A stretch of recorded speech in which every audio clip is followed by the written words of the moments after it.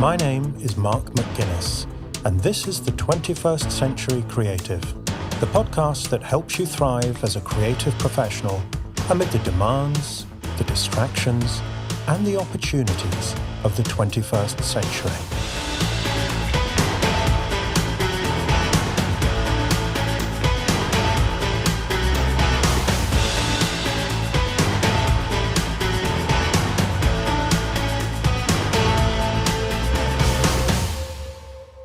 Hello, and welcome to episode 5 of season 2.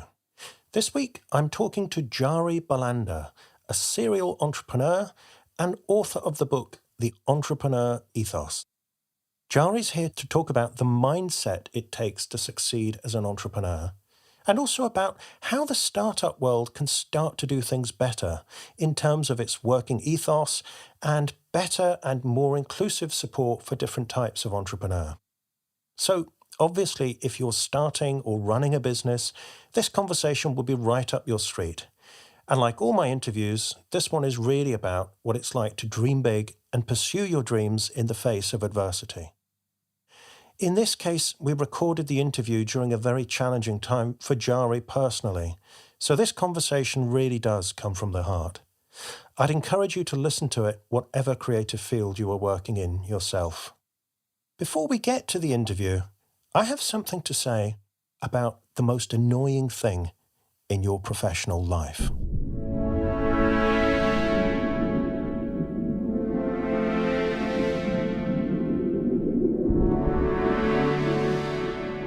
Today's theme is, don't let the crappy part put you off. The novelist Peter de Vries once quipped, "I love being a writer. What I can't stand is the paperwork." Joking aside, whatever creative field you choose, I guarantee there will be a part you can't stand. If you're a performer in the public eye, it may be the hours and minutes before you go on stage or on camera, or the spite of the gossip columnists, or the intrusions into your personal life, or the trolls on social media. If you're an artist of any kind, it might be the endless hours of loneliness, procrastination, and self-doubt, or the carping of critics, or the indifference of the public, or the infighting and backbiting of your peers. If you're a commercial creative, it may be the demands and ingratitude of your boss, your clients, your team, or your business partner, or on a bad day, all of them at once. Whatever field you pick, there will always be a crappy part. A lot of the time, the crappy part has more to do with people and politics than the work itself. Now, if you're an amateur, you'll use the crappy part as an excuse to avoid showing up and challenging yourself. It will be the perfect excuse to avoid facing your fears and doing what it takes to make something great. But if you're a pro, you'll spot resistance lurking in the crappy part and using it to distract and derail you. So you will resolve to succeed in spite of the crappy part, either by ignoring it or by learning how to deal with it effectively.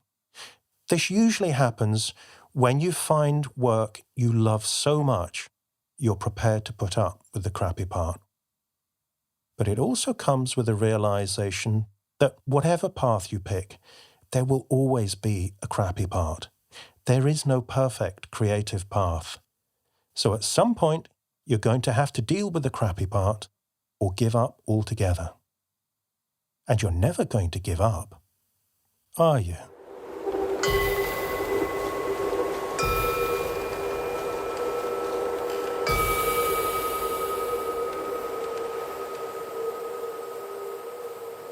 If you're enjoying the 21st Century Creative, you may like to know there is more to this podcast than meets the ear.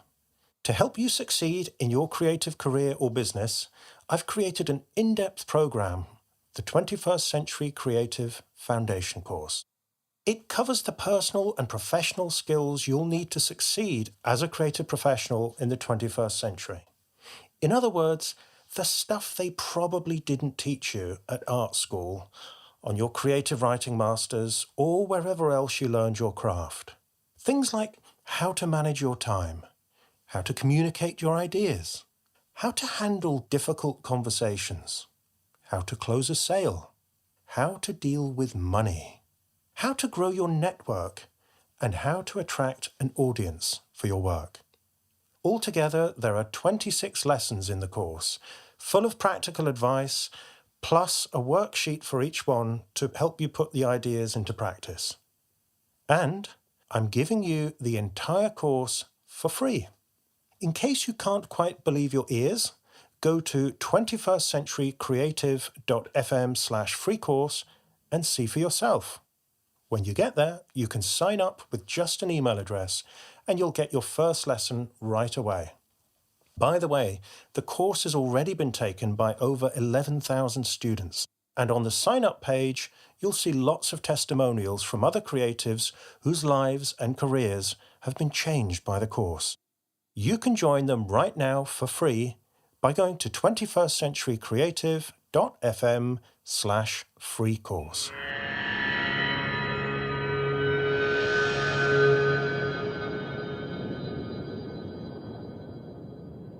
Jarie Bolander is a serial entrepreneur living in San Francisco who has started and run several businesses in the tech, medical, and PR sectors. He's also the author of several books on leadership and entrepreneurship and blogs on these topics at thedailymba.com. Not content with the rigours of the startup world, Jarie is also a keen endurance athlete. When I once asked for his definition of endurance athletics, he told me that it's any athletics event that is so demanding that you can't finish unless you eat while you're doing it. I met Jarie years ago when I worked with him as a coaching client, and we've kept up our friendship ever since. When he told me he was writing a book called The Entrepreneur Ethos, I knew it was a topic I wanted to feature on the podcast. Because there's so much attention paid to the external aspects of entrepreneurship, the money, the fame, the public controversies and so on. But like any creative endeavour, the internal factors such as mindset, motivation and intention are critical to success and are often overlooked. Jarie's done a great job of addressing the human factor of entrepreneurship, and it's a book I'll be buying for coaching clients for years to come. In this conversation, he shares his thoughts on what it really takes to succeed as an entrepreneur, behind the scenes, away from the spotlight, where the hard work is done and the difficult conversations take place. He talks about the motivation of top entrepreneurs and makes the perhaps surprising claim that it's not about the money. He also shares some of the unexpected traits of the entrepreneur, including awkwardness. And he touches on some of the problems in the startup sector, particularly in its treatment of women and minorities, and what needs to change for a true entrepreneur ethos to emerge. Jarie's words about endurance are particularly poignant due to the fact that a few weeks before we were due to speak, his wife Jane died of cancer. I asked Jarie if he wanted to postpone the interview, but he was adamant that he wanted to go ahead. Partly because he'd written the book in response to the challenges Jane had experienced as a female entrepreneur in the male-dominated startup world. In this conversation, you'll hear Jarie speak from the heart about his own journey and what it takes for any of us to overcome the personal and professional challenges life places in our way.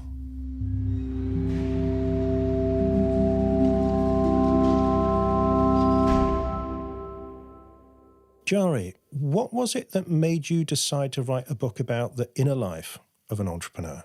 So there's actually two really motivations. The first one was reading The War of Art by Steven Pressfield.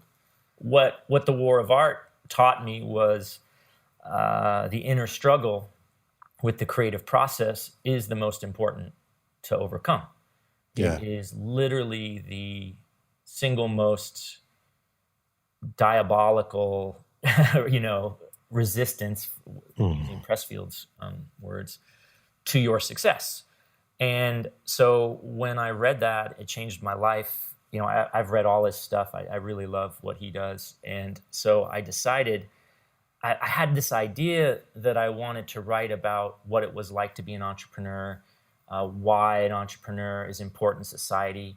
And, this was something that I'd been tinkering with, but I really couldn't kind of figure out like the best voice. Like, how do I write, the warrior's ethos for entrepreneurs? And I mean, I literally like replaced warrior with, ethos. And that was the other thing that really inspired me, was his book, The Warrior Ethos. And so I set out to take what I learned from the War of Art and what he put in the Warrior's Ethos, and how do I write the Entrepreneur Ethos, which I really truly believe is something that the world needs now. And then the second motivation was my late wife, Jane, who was a Asian female entrepreneur. She owned her own company, worked in the sports industry, and she was just my muse and my confidant and the person that always told me to speak my truth.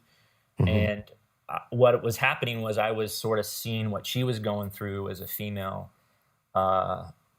minority entrepreneur, and it just seemed like she was running into these challenges that I, as an entrepreneur, and I'm a tall white guy, wasn't running into. And so what had happened was I started the book on Christmas 2015. I interviewed my father-in-law, Tim, because he's an entrepreneur as well. And we were at the family home, and like, I'm really starting to get excited about this. And it was a really like very inspirational, because of, he's a minority as well, and his challenges, struggles. And I started to realize that, as an entrepreneur, I need to put forth not only the inner struggle of what it takes, but also how the community can be more resilient, inclusive and ethical. Because I hadn't seen anything out there that sort of talked about that. Like, again, like the warrior ethos, where, there's a code of conduct, there's a standard you have to meet. Right. And that vision only got stronger when the next day, the 26th, Jane got diagnosed with leukemia. And it was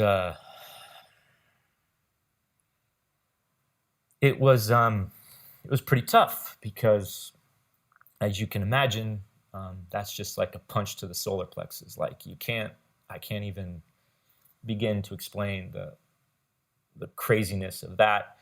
And at that point, I'm like, okay, I can't do this anymore. I mean, I'm not going to write a book. I'm not even going to start it. I'm not even going to think about it.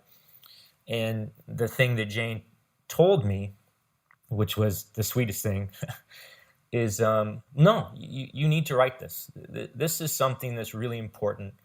I want you to speak your truth. I want you to put forth what you think the world should be, and I want to help you. And I'm like, well, hey, you're going through this leukemia, and it's aggressive and all this sort of stuff. And she's like, yeah, but I still want to work. I still want to do my business. I still want to plan for the future. I want to keep on living. And that was just like the most inspirational thing that it was the exact thing that every excuse that I ever had in my life, and every challenge as an entrepreneur that anyone could ever experience, was literally like obliterated at that point. Because here's someone who is sick, is fighting for her life, and is like, that doesn't matter. Like, you still have to do what you're put on this planet to do. And that, I just, through the 15 months that she battled leukemia, and she passed away this last April, this was this constant drumbeat of, it's okay, let's keep living. There's challenges, but you got to overcome the challenges, and you need to write what it's like, and you need others to read it, because at this point in time, There had been a lot of bad behavior in the entrepreneur community, in the VC community. There was a lot of misogyny. There was a lot of, I would say mild racism, but just nothing that showed a true passion for creating something that never existed before, helping society. And I'm like, I need to take Jane's example of fighting the resistance and put my thoughts and her thoughts, a lot of the inspiration for writing the book was from her. And, she read parts of it. She unfortunately couldn't read the final manuscript, but I just felt that there's no better time like now. I mean, just why wait? And I'm so glad I did it, because this was something that we shared together. We could talk about it without having to talk about her sickness. It made life feel normal. Mm-hmm. And she really felt that it would contribute to society, and as do I. And that's why I put it out there, as scary as it is, as scary as putting your heart out there. It's a real...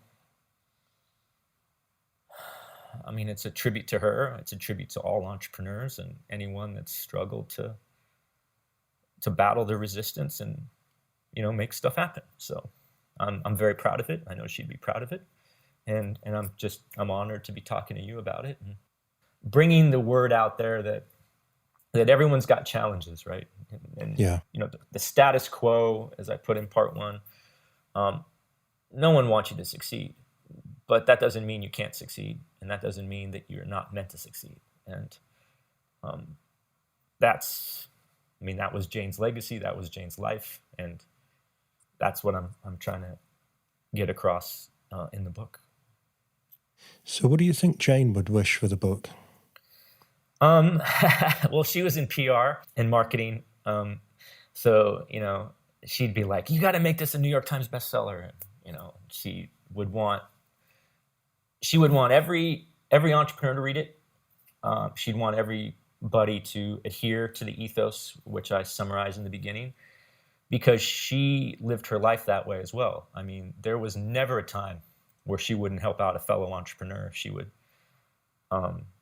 volunteer to help minority women start food businesses. She would help at-risk youth understand that they have other options besides the choices that they had in their underserved neighborhoods, primarily around entrepreneurship and being your own boss. She was just someone that always wanted to help, and I think she would want the people to read this and internalize it and challenge it and try to live their life by the ethos. Because if we all did that as entrepreneurs and even creatives, because in my mind, every artist is an entrepreneur, and I know a lot of them don't consider that, and they find it scary, because business is messy and it's all selling out and all that. But the exact same problems that an artist faces is the exact same problems that the entrepreneur faces. The only difference is the entrepreneur knows and is reconciled in their own brain that they got to go figure out how to make money at this. That's the only thing. We all want our art out there. So what are these problems that you would say are common to the artist and the entrepreneur? Well, the first one, which is the first thing I talk about, is the artist or the entrepreneur themselves. It is really challenging to overcome the internal struggle, to sit there and believe that you and you alone can change the world. And that is the most, that's the hardest one.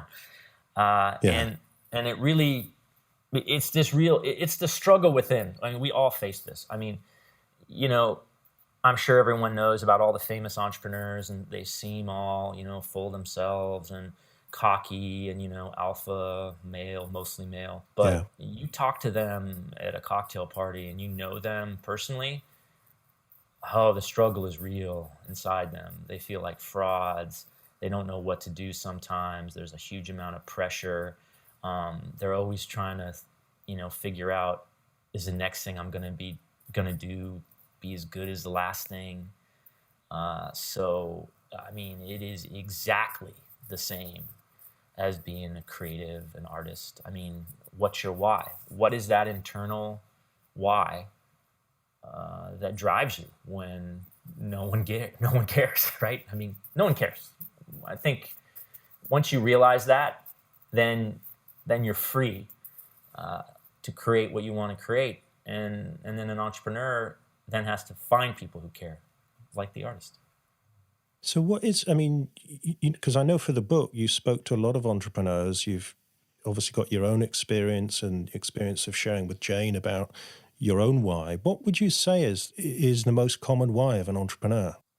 Out of all the ones I've talked to, it's building an independent life that completes them. A lot of them are really have had corporate jobs, didn't had the exact same experience I had. Like, I'm not going to listen to you. You don't know what you're talking about. And they wanted the freedom to create something that never existed before and help change society. Does sound a little odd, but most entrepreneurs are not in it for the money. That is a nice result. But, you look at the statistics, and this is a really, really stupid move if you want to get rich. Right. The probability is really low. I mean, do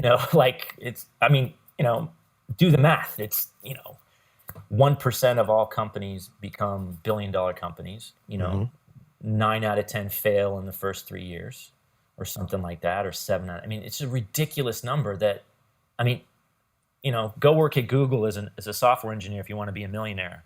Don't be an entrepreneur.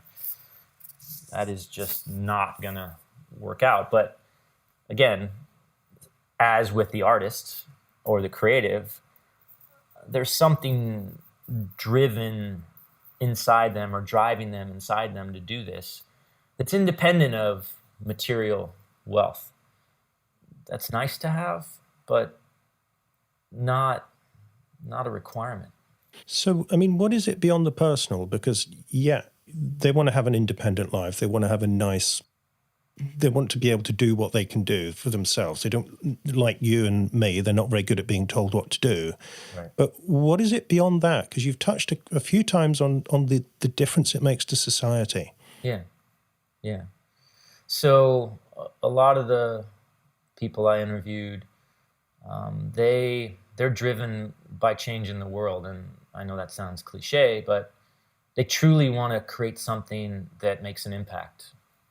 And in their minds, whatever they're doing, whatever product it may be, in some way is going to make a positive impact on society.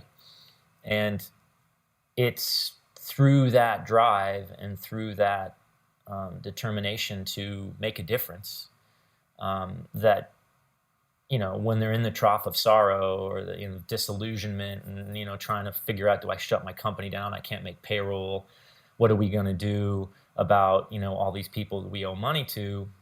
That internal why of, what, this needs to happen. Society as a whole needs what I'm trying to build, and we will be better off if my product, my idea, my software comes to life. It will just enrich the lives of people.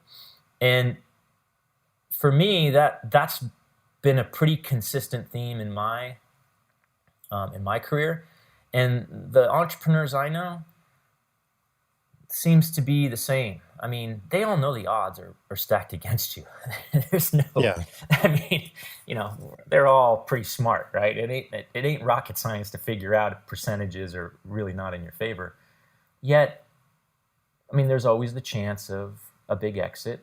But I just look at the entrepreneurs that have had huge exits, and they just keep grinding at it again. They do another company. They do more and more. And the stuff they're doing is, more for society as opposed to a product. But, I mean, you just look at all the famous one. I mean, there's the There's the Zuckerbergs that are doing the Zuckerberg Chan Initiative, which is trying to, cure disease. There's the Bill and Melinda Gates Foundation. They're trying to, help Africa.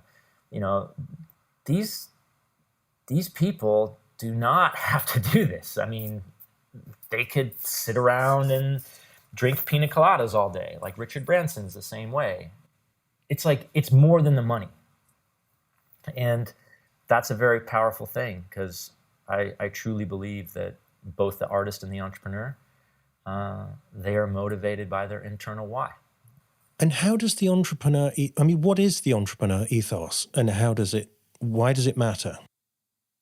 So part of creating something out of nothing is that it's extremely hard. And I don't have to tell you that, because I'm sure you've stared at the blank page, and most of the listeners have stared at a blank page going, oh my God. I was there this very morning. Yes. So entrepreneurs stare at the blank page all the time. And it is a very tough and challenging thing to create something from nothing. And what happens when you're under these kinds of pressures to be successful and to make money, some among us cut corners, and they, for lack of a better word, cheat. And, when I was doing the research for this, and I was looking at, cultures that impact the world and change the world and our, societies, for, just how particular different types of, culture / trade / callings. I noticed that a lot of the ones that stood the test of time had a standard to which that they wanted their members to adhere to. And that standard was well known within the community and was internally policed and had a meaning, because that meaning was the history and the longevity of the culture. And the best example is the warrior culture. Warriors have an ethos, and you have to win with honor. You protect your buddy. It's all about, self-sacrifice, and for the, you are charged with protecting the culture that you're in. And so I was looking around to see, is there an entrepreneur ethos that encapsulates in as few words as possible, at least in my mind, the ideal for a culture that, it's an honor to be a part of, is a special culture that needs to be fostered and needs to hold standards, needs to develop the next generation of entrepreneurs. I didn't see anything that sort of showed the next generation, and that's another powerful thing about a culture or a group of people. Their longevity is determined by how they teach the next generation. And I didn't see anything.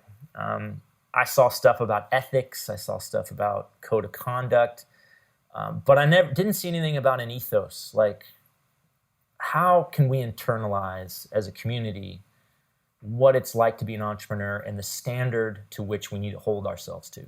What's the difference between ethics and an ethos? Because it sounds like this is a really important point. Ethics, to me, are just a small part of an ethos. The ethos from the Greek is sort of the external lead by example. Right. So when you look at an exemplar of an entrepreneur and they're living the ethos, you're like, oh, you are doing all these things that I feel as our community is holding yourself to a higher standard. Part of that is ethics. Ethics related to, not cheating, not stealing, etc. That to me is more of I would say the minimum standard. The sort of like, it's kind of like the difference between, well, it's not illegal or it's legal, right? It's like, well, yeah, but is it right? You know what I mean? To me, that's what code of ethics and conduct is kind of like, that's the minimum. An ethos to me is an aspirational maximum. Hey, we are always pushing to be the best we can.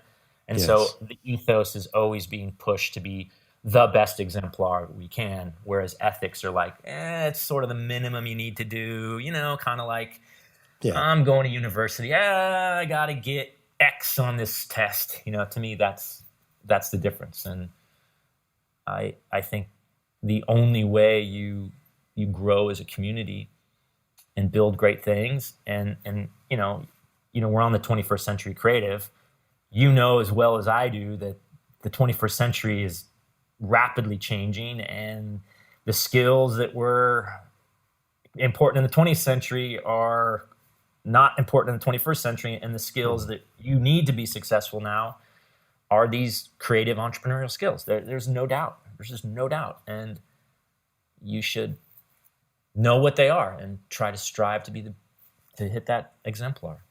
So it sounds like you were born to be an entrepreneur. You just couldn't stand the old corporate world. You couldn't even stand being told what to do in the startup world. I'm picking up from you, you had to at least try to build something of your own. Yeah. But I think there's a lot of people around these days, because of changes in the 21st century, that are becoming what's known as involuntary entrepreneurs. Yes. That maybe they would have been happy to stay in a more stable work situation, but it's no longer an option. Right. So, is the entrepreneur ethos something that can be learned, or do you just have to have it innately? Oh, no, you can definitely learn it. I actually, in the middle part of the book, I put down the traits, values, and beliefs that I feel are important in the community. And there is a lot of examples in the book, and especially in the sections related to the traits, values, and beliefs. And not only do I put in there, hey, these are people that sort of exemplify these traits, values, and beliefs, but then there's like, hey, these are some things that you could do. Like think about doing this. And all of these are skills that are learnable. It's, for me, I always say, I'm an entrepreneur by nature. Well, just because I have a natural tendency doesn't mean it's easy. I really gotta work hard at it. Just like if you're a natural athlete, if you don't practice, you're not going to succeed. And so I really believe that someone that's creative, that has an inkling to think about how to change the world, can definitely learn this stuff. It just takes a little more talent. I mean, if you're a natural athlete, it's easier. If you're not a natural athlete, like I'm not a natural athlete, it's a lot harder for me, but I still do it and I still grind it out and I have the discipline to make it happen. And I should point out that Jarie is an endurance athlete who takes part in some horrendously difficult and demanding athletics contests. So this isn't an idle analogy he's using. Right. So, okay, say I'm an entrepreneur, either by choice or by circumstance. What would you say are some of the most important principles for me to internalize from the entrepreneur ethos?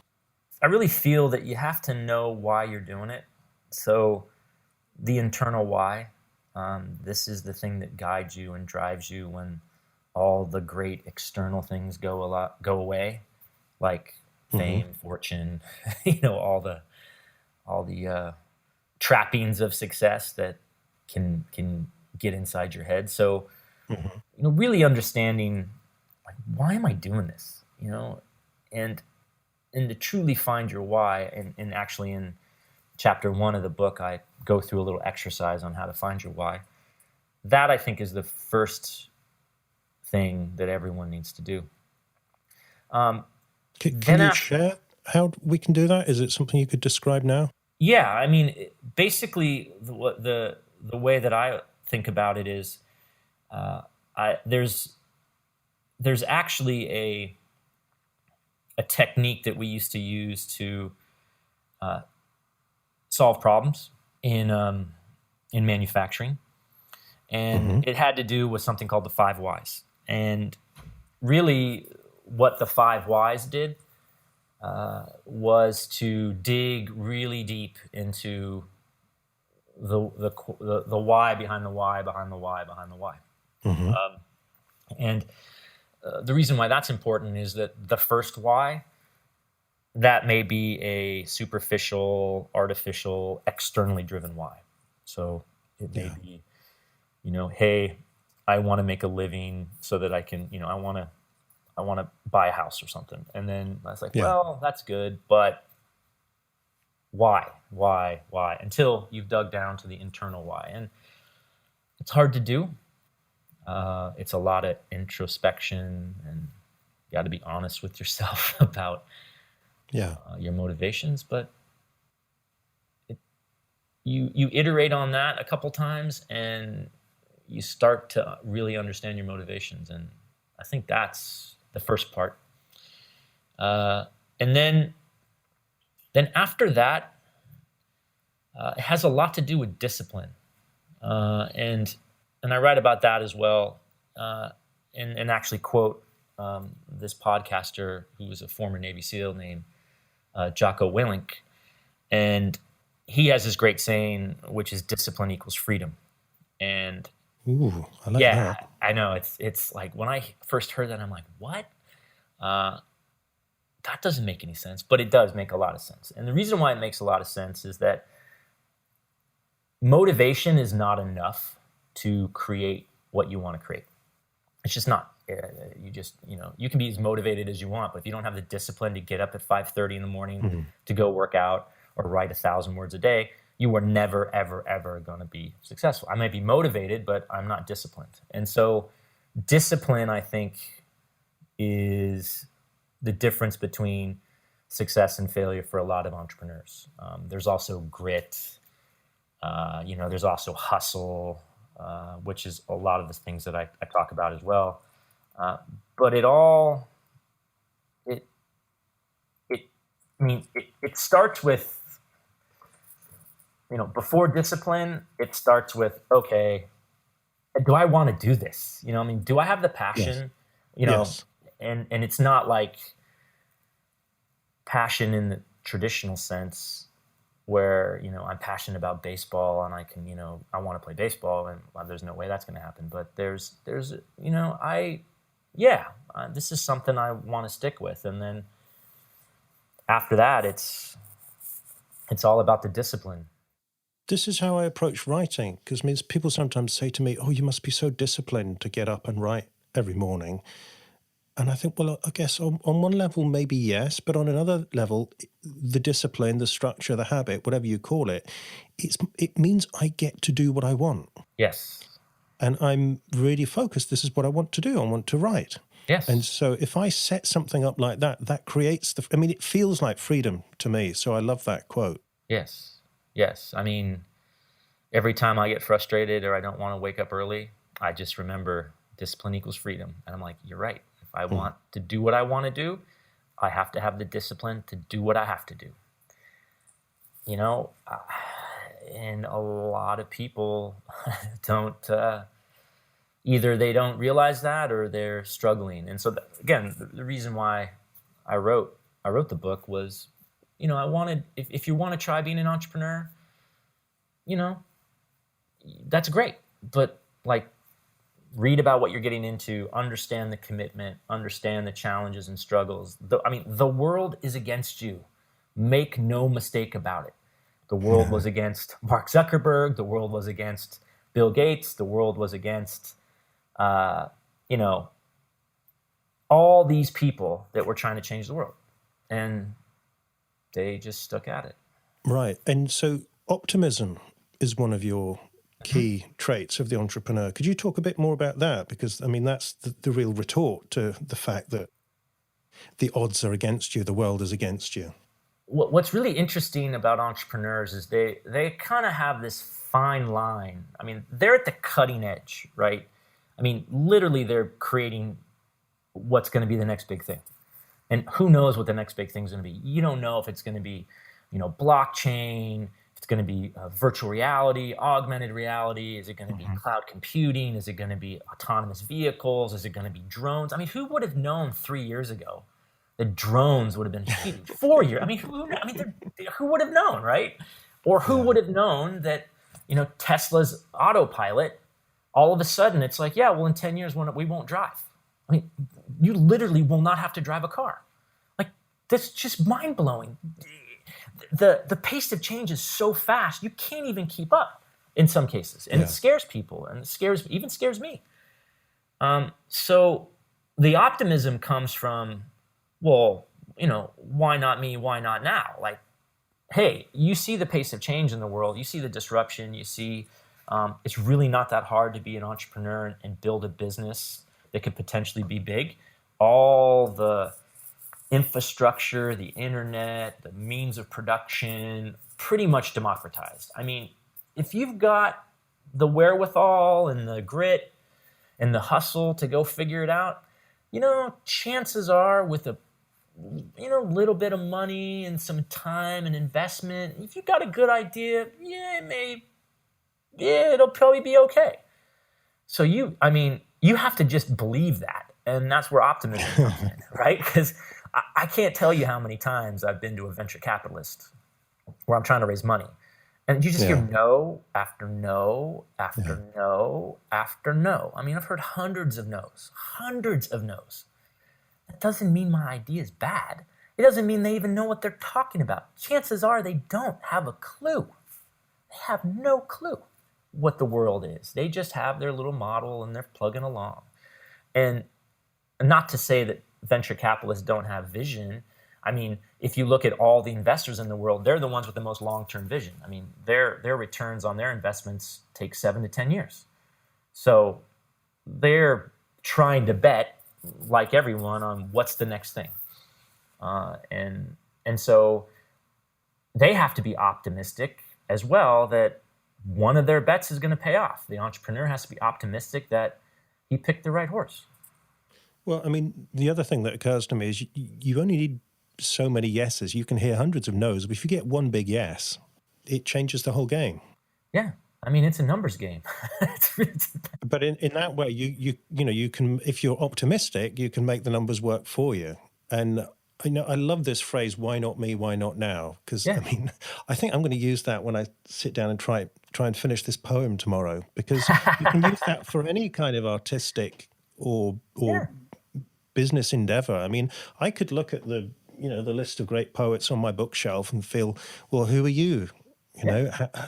But then that phrase, well, why not me? Why not now? Yeah. Why not? Why couldn't something new and interesting happen on my sheet of paper today or in my business? So I shall be stealing that. Oh, Jarie, and Feel using free. it with my coaching clients. Feel free. Art is meant to be shared. That's the excuse I will use. All right. So another trait that jumped out at me from your list of traits of the entrepreneur. So you've got obviously some of the expected ones: passion, discipline, confidence, competitiveness. But you also have awkwardness. Yeah. What's awkward about being an entrepreneur?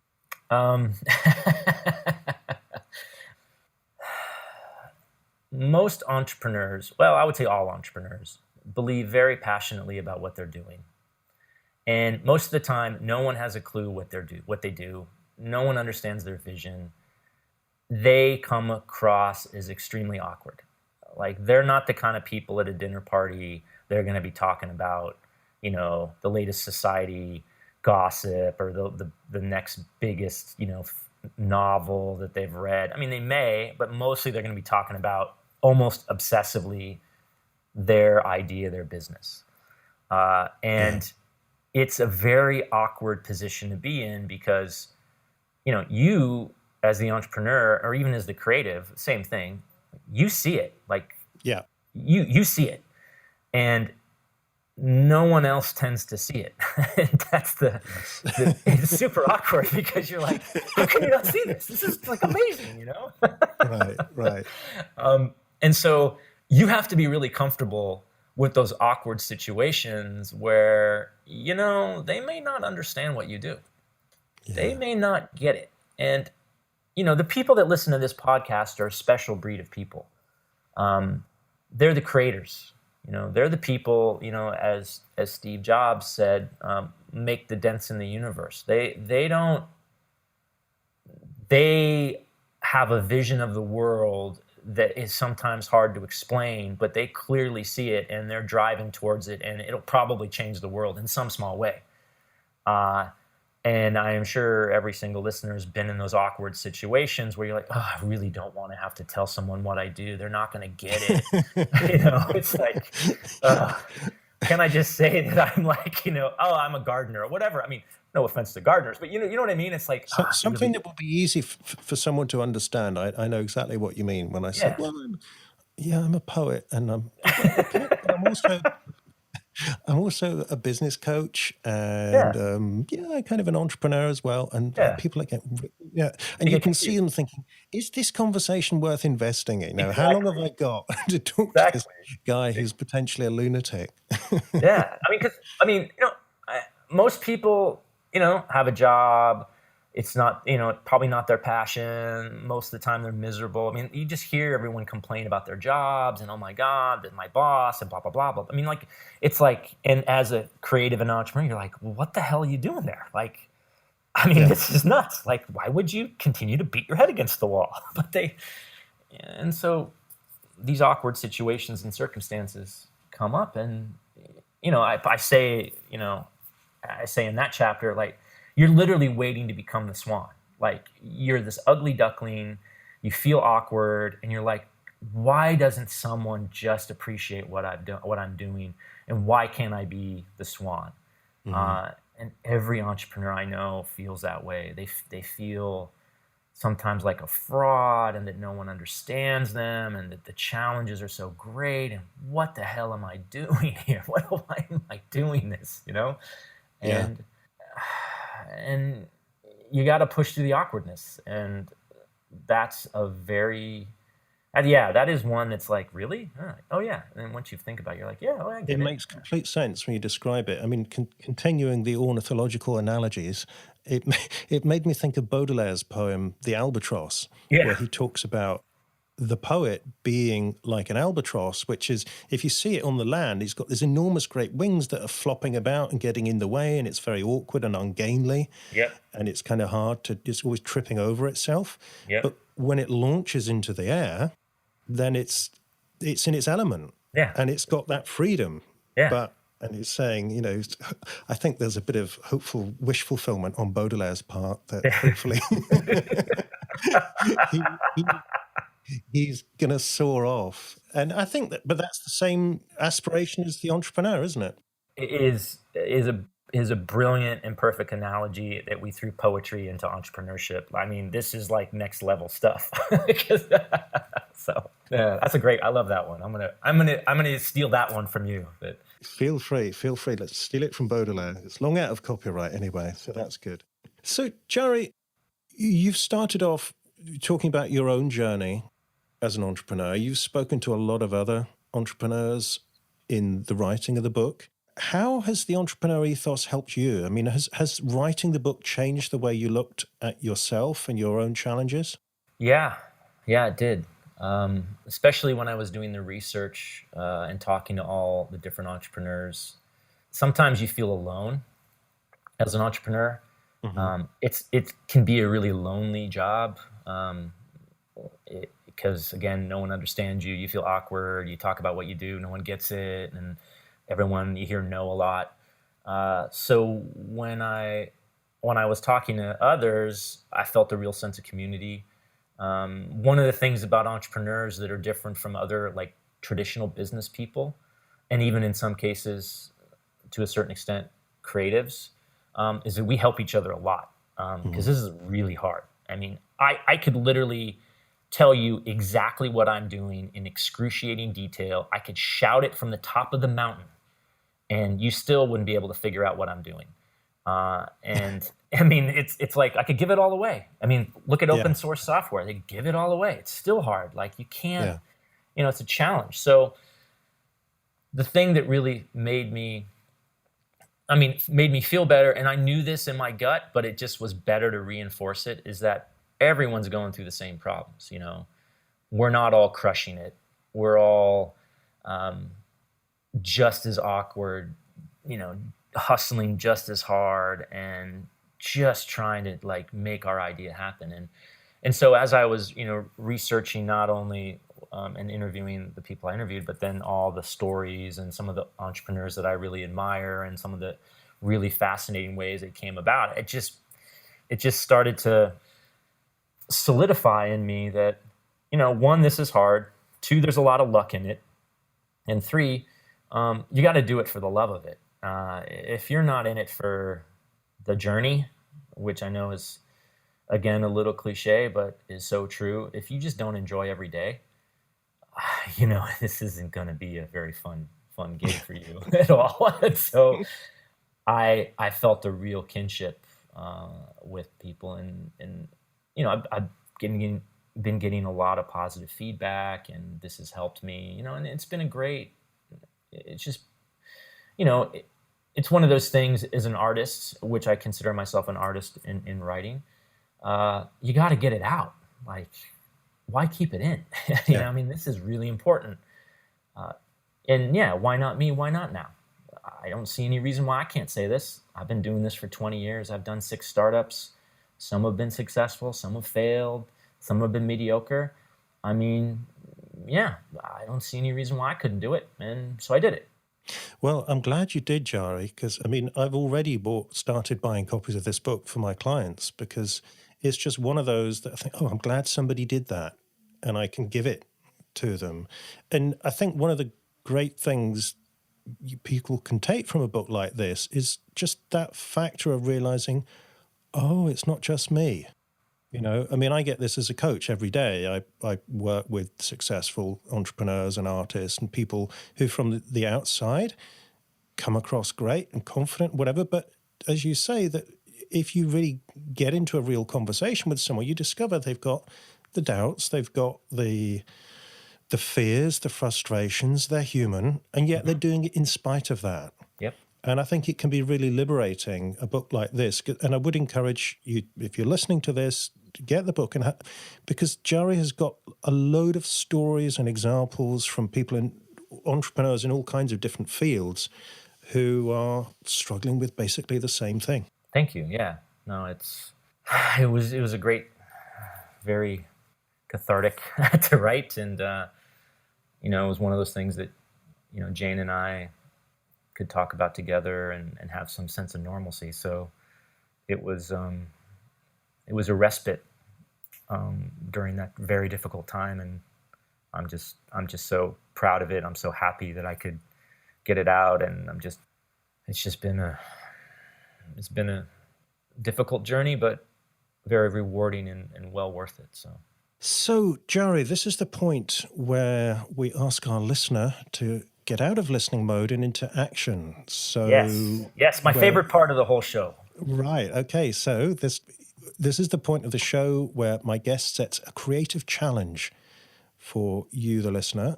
So, Jarie, what's your challenge? Okay. So I thought a little bit about this, and I know a lot of the people listening are creatives. They probably have potentially their own business. They want to start their own business, or they're just interested in, okay, what's this all about? And are probably a little freaked out about the whole business planning process and business plans and spreadsheets. And so I have a blog called The Daily MBA. And about 6 years ago, I wrote a post about writing your business narrative. And so my challenge to the listeners is, if you have a business, if you're thinking about doing a business, that you go to the link that Mark's going to share with you and create this business narrative, which is a 1-page document, which I tell you how to do, and there's some exercises in how to create it, that basically describes the business you're in. And it could be your creative business, it could be a real business that you're trying to start, it could be your artist statement or whatnot. But it's a great way to dip your toe, so to speak, into what it's like to run a business, how you want to formulate your business, and really kind of frame up how you may go about it. And I've used this technique with a lot of different people. And anytime I run a business or start a business, I start with this because it is the most creative, the least scary, with no spreadsheets. So you don't have to, make a 50-page business plan. You do the narrative, and then that anchors you. So right. So just so we're clear, so instead of a step-by-step logical left brain business plan, this is really a narrative or a story about what kind of business this is and what purpose it fulfills and what its future will be like.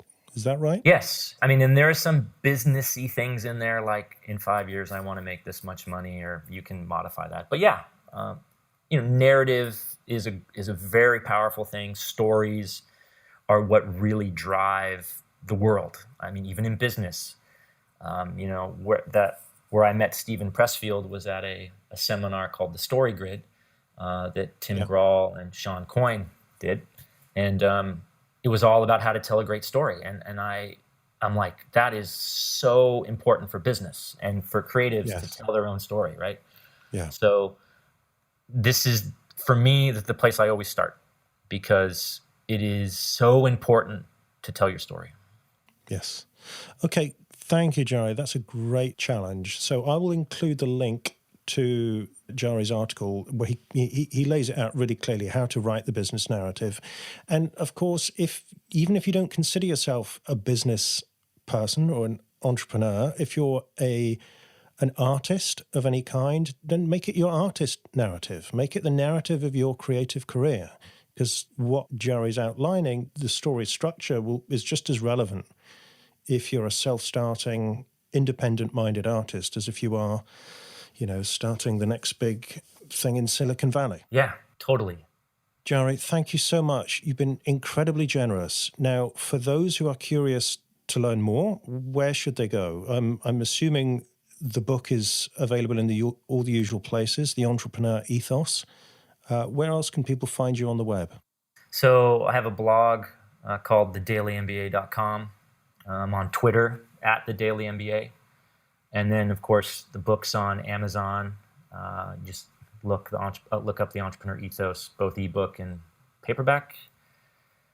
Reach out, have any questions. I love talking to people that are starting businesses and creative people, because that gives me a lot of inspiration. So good luck with everything. Thank you, Jarie. Thanks, Mark.